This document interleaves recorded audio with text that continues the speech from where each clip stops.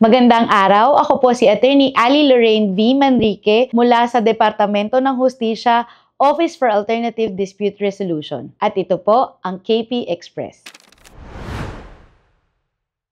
Attorney, confidential ba dapat ang KP process?